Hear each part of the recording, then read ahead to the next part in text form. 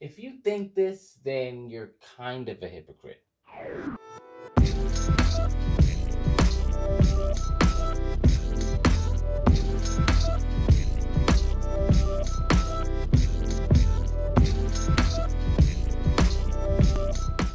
what's up, nerd fam? This is your boy Gashawn. I want to welcome you to Enter the Nerd.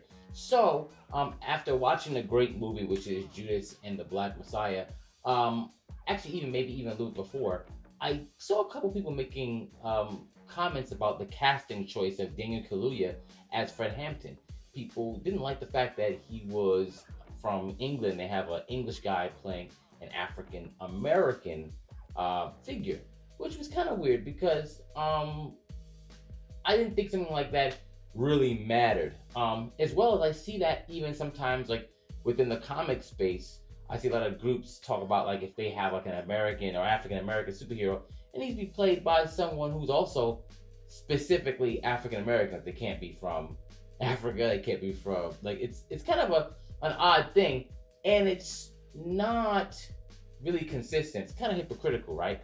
Because when you think about casting, for me actually, when I think about casting, if I think about a character or a person, the first thing I think about is, do they look like the person, right? Do they at least look like them? When I look at them, I see what you're trying to say here. So for a comic book character, I go, is this character recognizable in costume, facial features, whatever? Do they act like them, and so on and so forth? A key example of a character that's constantly casted with actresses that don't look like her would be Storm, right? Now, Storm, her father's actually African American and her mom is actually Kenyan. But obviously, both of the actresses that have been cast have all both been African American. That wasn't my problem. My problem is they just don't look like Storm. They don't. Like, we see how Storm looks and we see how they look. That's really where my threshold lies. Like, do they look like them? Do they act like them, right? But for some reason, people are getting to this place where they feel like the actor has to kind of reflect the role as well. Like, they have to, come from a similar place. And I don't get it. And it seems to only go one way, right? I've noticed specifically with, from the African-American side. So we're talking about if this is an African-American character. For example, they had a problem with the actor that played Martin Luther King, because he's also British. He's African descent, British born. And they were like, why couldn't they get someone from here? I mean, isn't acting supposed to be being able to portray something that you're not? Being able to do research and embody a role. So I actually don't understand this way of thinking. Like, why couldn't he? Right? I mean, in the end of the day, like, in most of these roles, these people haven't lived the experience of these people. So even if he was, from America, he wouldn't have met Martin Luther King, right?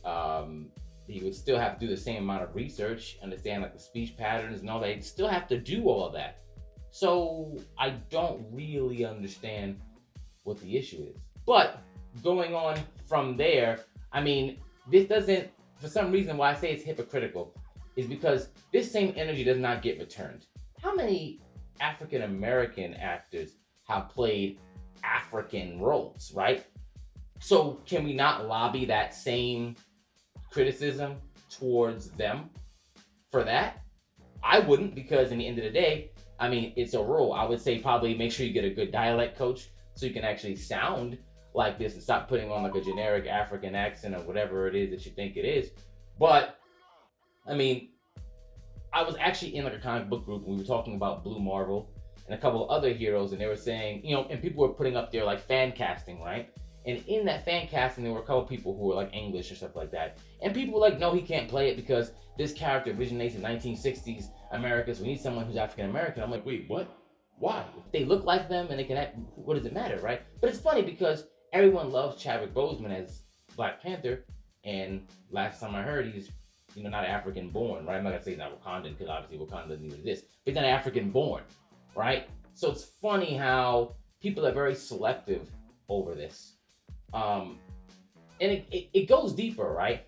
Because not only are people kind of hypocritical on that, I'm starting to see that people are even doing this when it comes to voice acting. So they're going, if a person is of a certain race, then the voice actor should also be that. So now we're not even talking about visually. We're just talking about voices, which usually you just have to embody characteristics, right? So they'll go, all right, if this character is of this race, then you need to be of this race too. So here's, I guess, where the hypocrisy with that comes from. So the first thing that I saw recently, well, probably a couple months ago, really, was this character from Big Mouth who's supposed to be like black and white, or black, one of her parents are Jewish, something like that. And the actress gave up her role and said, I'm going to give this to a black person. But the problem is that that character is half. So technically, are we saying that only one half of that matters? Like, that's a weird one. So I would love an explanation on that, right? Two, how many black voice actors have played characters that actually aren't black? And there's nothing wrong with that. That's okay. Like, we have Cree Summers, the Phil Lamar, legendary Phil Lamar, right? And so many more, right? And it's because their voice talents are undeniable. So they're in demand. Doesn't matter what they play. I mean, Phil Lamar plays Samurai Jack. Last time I heard, he's not Japanese, right? And he's putting on like a Japanese accent. Could they have gotten a Japanese person for that? Sure, American Japanese. But no one complains about that, right? But then when it seems to go the other way around, we're not keeping the same energy here. I'm just saying, if you fulfill the role, for example, if it is someone, like from the original point, if it's a physical casting, they should look like it. For example, if Matthew McConaughey was gonna be Malcolm X, we have a problem, because clearly that's not what he looks like. We understand what's going on here, all right? But if we're talking about someone who is of the exact same, genetic makeup and is able to do the voice, do the character, and do the role justice, it doesn't matter where the actor is from. I even had a guy talk about Tom Holland and say, like, damn, they couldn't get an actor that was at least from Queens. Really? That would make him bring more to the role? I mean, looking like Walking Dead. Look at Andrew Lincoln. Like, he's not from Georgia, but I mean, a lot of people didn't even know he was English. Like, acting is just being able to embody a role. So I don't understand this thinking. Like, help me out. If it's something I'm missing here, let me know. Like, let me know, like, what am I missing here? And then I wonder, right, where does this stuff stop, right? Because a lot of people go from, like when I was talking about the voice acting thing, they go from that, and then they go to saying that people who aren't a certain skin color can't even write stories for people who are not that. And then some people might go, no, they can write, they just need, consultation from someone. And I can understand that, which I feel like, especially if you're writing about an experience that you're not really sure about, sure, you should ask about a certain thing. Like, you don't know what it's like in this certain neighborhood, maybe you should do some research about that, stuff like that, I get that point. But to be like, they shouldn't be able to, it's very weird, because if you look at some of the most, some of your favorite black comic book heroes or whatever, they were created by white people. So if we go by that logic, doesn't that mean we have to eliminate those as well?